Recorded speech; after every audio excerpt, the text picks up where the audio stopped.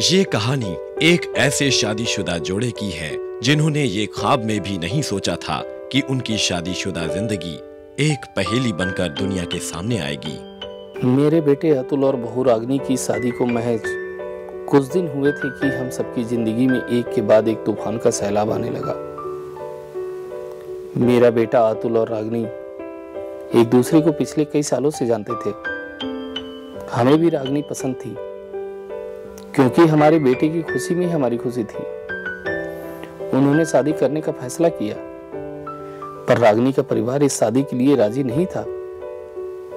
रागनी के परिवार को बिना बताए हम सबकी मौजूदगी में हमने उनके रिश्ते की बुनियाद डाली।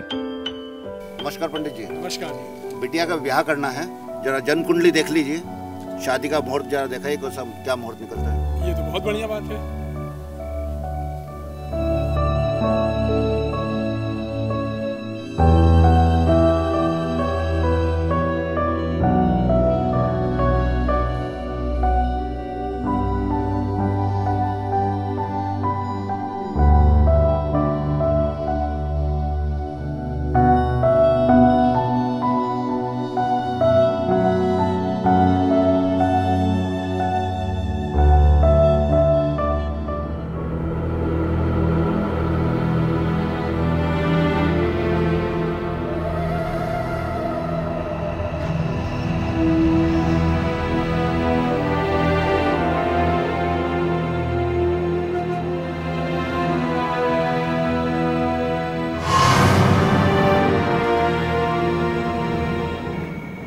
नहीं, ये शादी नहीं हो सकती।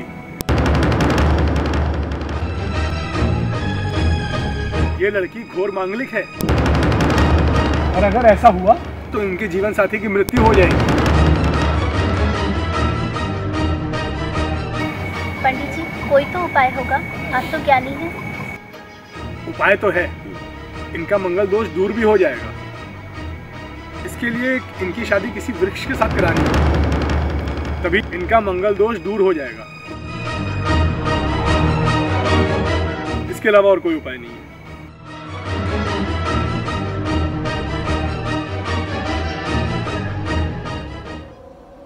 पंडित जी के अनुसार रागनी का विवाह पहले एक वृक्ष से कराया गया, जो कि आज आम परंपरा में है।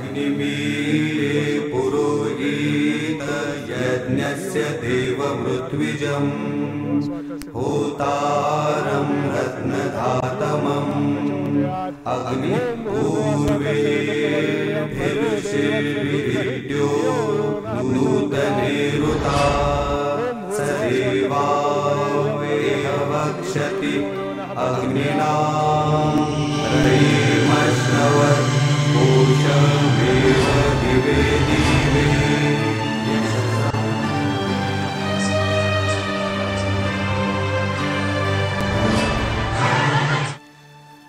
ये फूल पेड़ पे डाल दीजिए।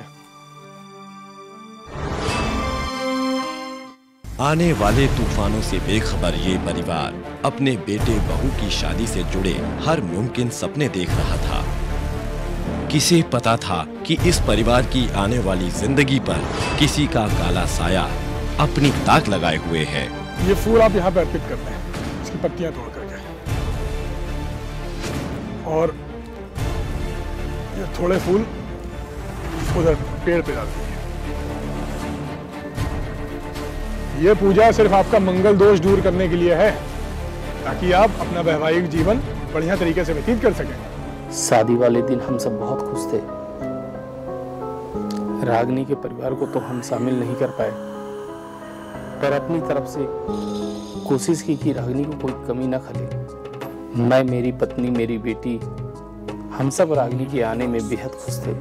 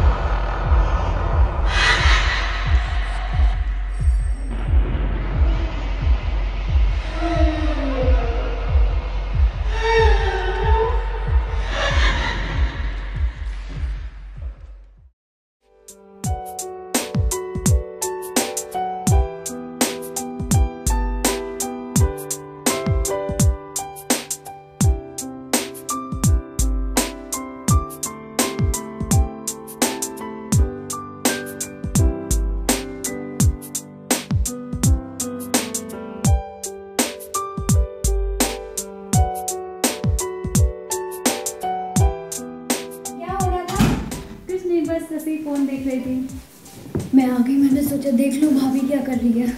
अच्छा किया। और नहा हो चुकी है? ब्रेकफास्ट करा आपने?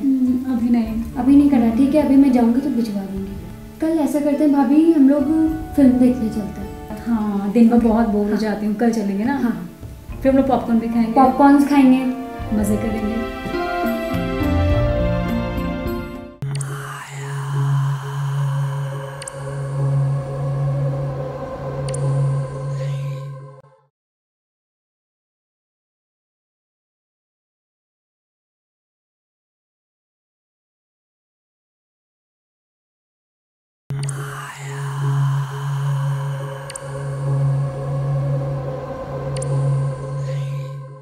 परिवार के बीच हमने अपने बच्चों की शादी संपन्न कराई। एक तरफ शादी संपन्न हुई और दूसरी तरफ एक खामोश तूफान ने हमारे दरवाजे पे दस्तक देना शुरू कर दिया।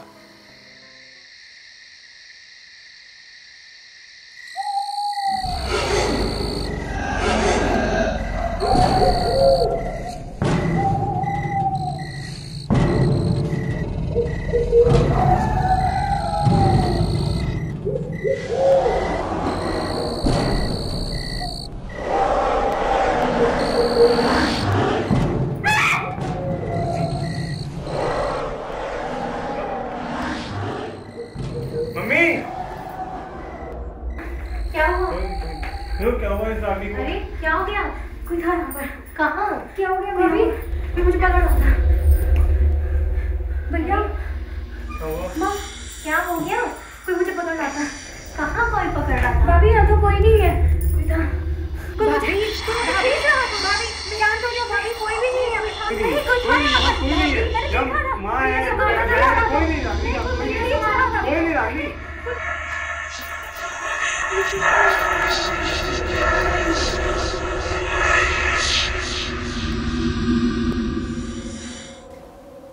इस तूफान ने मेरी पत्नी को हम सबसे छीन लिया, जिसकी अचानक मौत पर यकीन करना नामुमकिन सा था।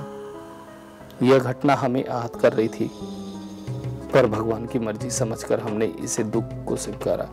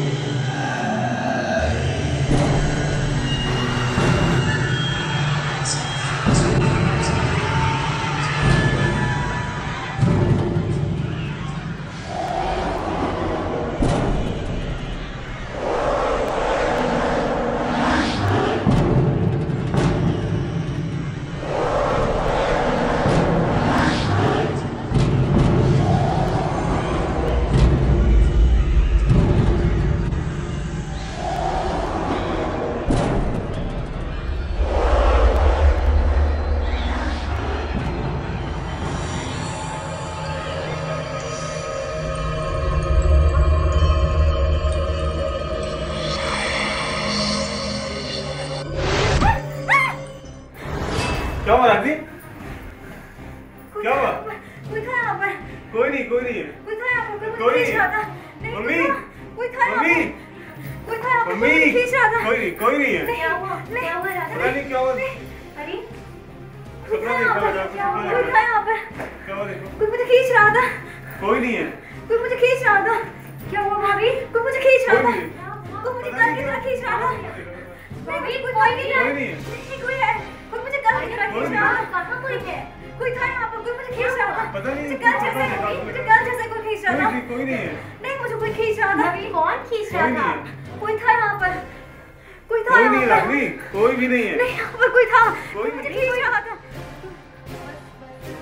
भाभी डरो मत, हम लोग हैं ना यहाँ पे, तुम सो सो जाओ, सो जाओ।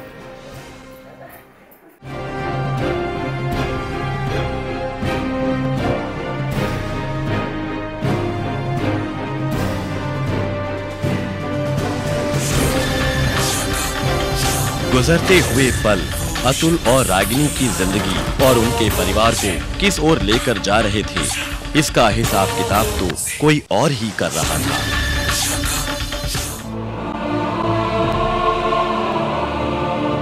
पहले मां की अचानक मौत और आगे आने वाले तूफानों की लहरें इनके सपनों के घर को हिलाने में सक्षम थीं।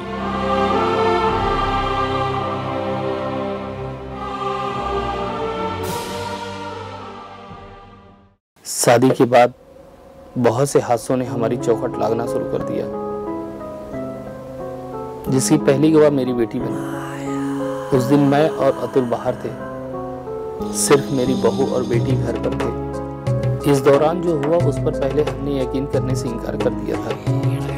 मेरी बेटी के अनुसार रागिनी को उसने कई बार इधर उधर कमरे में अजीबोगरीब हालत में देखा।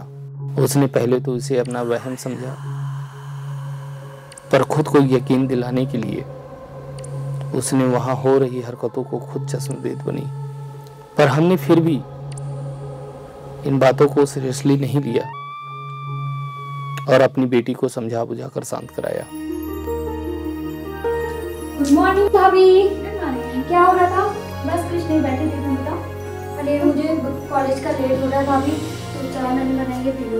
आज मुझे फाउंडेशन की क्लास जरूरी अटेंड करनी है, अटेंड कोर्स मुझे आज अटेंड करनी है बस, इसलिए प्लीज यार मेरे कमरे में चल के चाय पी लो प्लीज। चलो चलो चलते। तुम चलो, बेटा मुझे यहाँ पे मैं लाऊंगी जितनी देर में, उतनी देर में तो मैं कॉलेज में आती हूँ। तुम चलो, मैं आती हूँ, ठीक है? बस 2 मिनट, जल्दी आना प्लीज।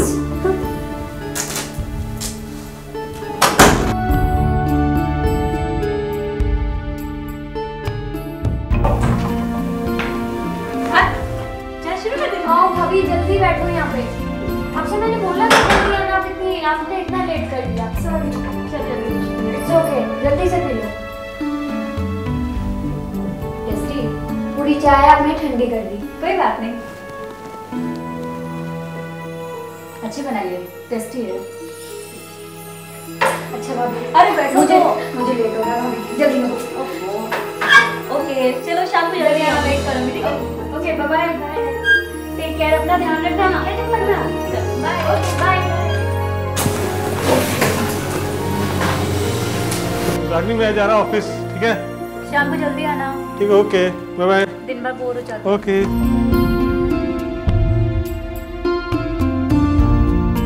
अच्छा मैं ऑफिस जा रहा हूँ, हाँ? अपना ध्यान रखना। Bye bye. बाय।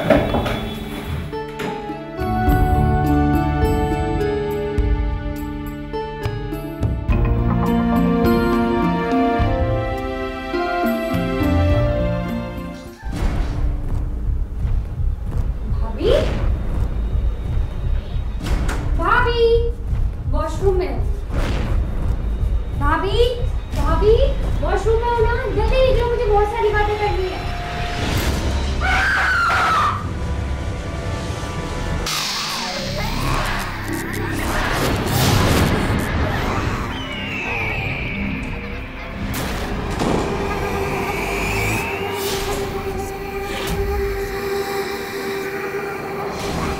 कहीं मेरा बहन तो नहीं? भैया को फोन करूं? नहीं, हो सकता है मेरा वहम हो। भैया को फोन करूंगी तो फालतू में परेशान हो जाएंगे। एक बार जाके देखती हूँ, मेरा वहम ही होगा।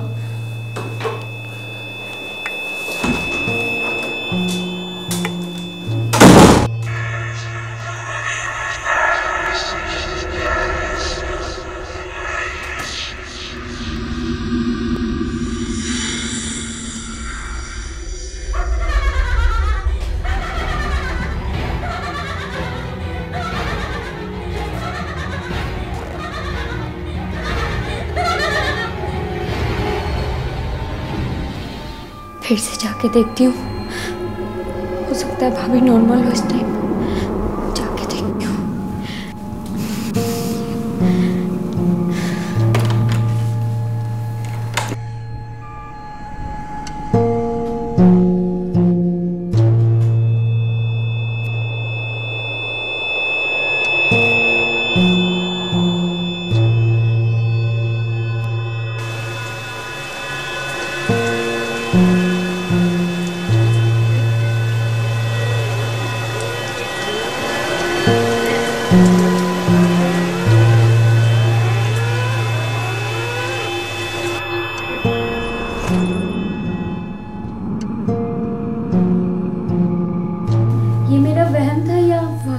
सच था।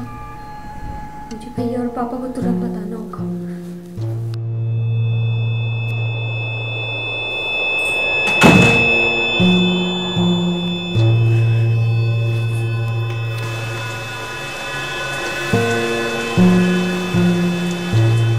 भैया का नंबर तो इसी में फिट था।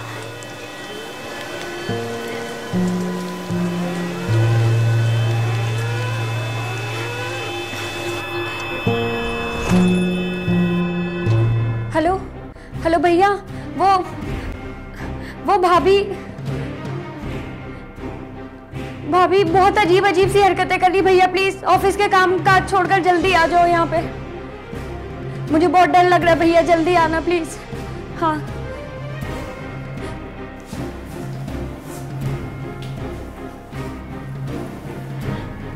नहीं भैया, पंडित जी से बात करेंगे भी या नहीं, कुछ समझ में नहीं आ रहा है क्या करूं। पापा को कॉल करूंगी, पापा परेशान हो जाएंगे। करूं तो क्या करूं मैं? पापा को कॉल करती हूँ।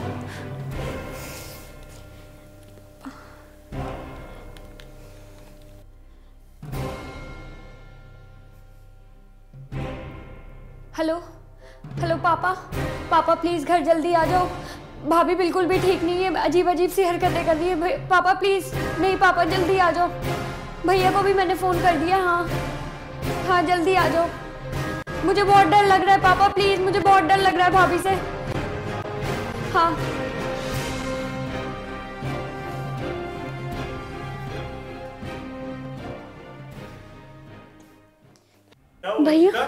भैया भाभी की तबीयत बहुत खराब है भैया। क्या हो गया? मैं आई थी अचानक। परेशान की थी फोन में, क्या हो गया? मैं कॉलेज से आई, मैं भाभी के रूम में गई, जैसे मैं रोज जाती हूँ भाभी से मिलने, वैसे ही देखा भाभी कोने में बैठी थी अलमीरा के, और बाल सब बिखरे हुए थे भाभी के। बहुत डरावनी लग रही थी। मैं चिल्ला के भाग गई यहाँ पे। उसके बाद मैंने सोचा मेरे मन का वहम होगा, फिर मैं दोबारा गई उसको देखने। नहीं मन का वहम ही होगा तुम्हारा, कुछ नहीं है सर। नहीं भैया, फिर मैं दोबारा गई तो भाभी मुझे कबर्ड के पास मिली, वैसे ही बैठी हुई, वैसे ही बाल बिखरे हुए, बहुत डरावनी लग रही थी भैया। मुझे लग रहा है फिर से वही चीजें हो रही हैं उनके साथ। और तीसरी बार गई तो भाभी नॉर्मल पड़ी हुई थी बेड पे। भैया मुझे नहीं पता ये सब क्या हो रहा है, बहुत डर लग रहा है भैया, कुछ करो। बेटा पापा क्या हुआ बेटा? पापा क्यों घबरा रहे हो? मैं कॉलेज से आई थी, मैं भाभी से मिलने गई तो भाभी अलमीरा के पास ऐसे बैठी हुई, बाल बिखराए हुए। मैं आपको कैसे बताऊं? ठीक है सर, तुम आराम करो। अच्छा बेटा आराम करो। भैया भाभी का ख्याल रखना। बिल्कुल नहीं घबराओ मत। पापा घबराओ मत। उनको छोड़ के मत जाना, उनके पास ही रहना भैया। घबराओ नहीं।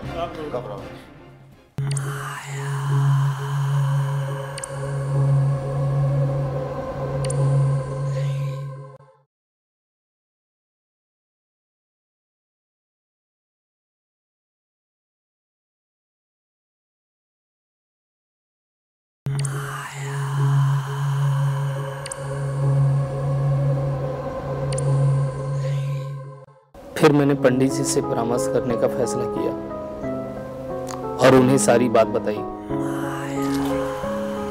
नमस्कार पंडित जी। नमस्कार। शादी के बाद परिवार में अजीब घटनाएं घट रही हैं। यहाँ तक कि मेरी पत्नी की मौत हो गई, बड़ी दुख की बात है। हमें लगता है किसी प्रेत आत्मा का स्पर्श आया है। आप तो समर्थ हैं, पंडित हैं, ज्ञानी, आप कुछ भी कर सकते हैं। आप इसका कुछ उपाय करिए ताकि परिवार में शांति बनी रहे। ये तो बहुत ही अशुभ समाचार है। हाँ, आप इसमें कुछ करिए पंडित। ठीक है आप लोग चलिए, मैं आता हूँ।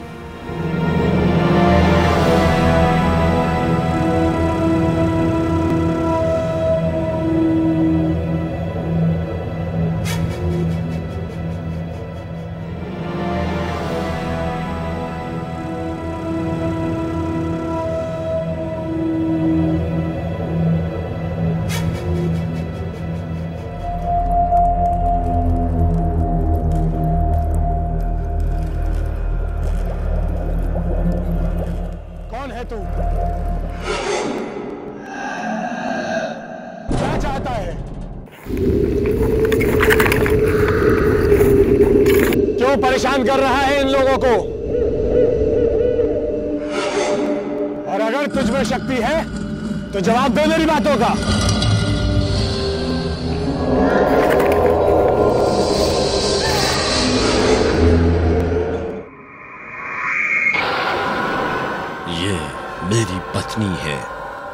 शादी हुई है मेरी इसके साथ, ये मेरे साथ रहेगी और तू मेरे और उसके बीच आया है।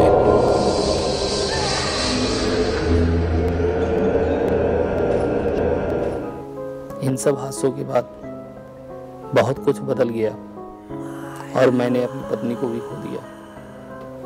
एक आत्मा की हुई गलतफहमी ने हम सबकी जिंदगी बहुत आहत हुई। यह हादसा हमारे दिलो दिमाग पर आज भी नक्श है। एक ब्रिज से शादी जो महज एक उपाय था, हमारी खुशियों के लिए काल बनता गया। हमने हमारे बच्चों के लिए जो सपने सजाए थे वो हमारी आंखों के सपने बिखरते गए। पर पंडित जी के आने के बाद चीजें बहुत हद तक नॉर्मल तो हुई। ये विभूति है, मैं देख लेता हूँ, इसको लगा देता हूँ।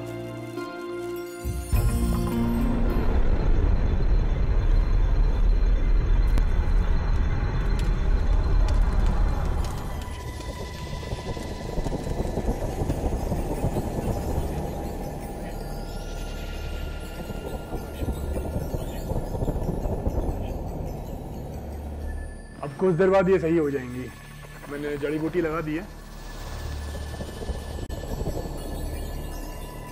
किसे पता था कि काल से मुक्ति के लिए किया गया उपाय एक नए शादीशुदा जोड़े और उनके परिवार के लिए काल बन जाएगा। शादी के अटूट बंधन और इस परिवार की खुशियों पर उस आत्मा की परछाई कुछ यूं पड़ी कि उस दोष से बचने के लिए उनके द्वारा अपनाया गया तरीका ही उनकी मुसीबत बन गया। आज ये परिवार सामान्य तो है, पर फिर भी इस हादसे की कसक इनकी बातों में नजर आ ही जाती है। फिर भी ये परिवार सब कुछ भूलकर आगे बढ़ने की कोशिश कर रहा है और जिंदगी को नए सिरे से जीने की पूरी कोशिश भी।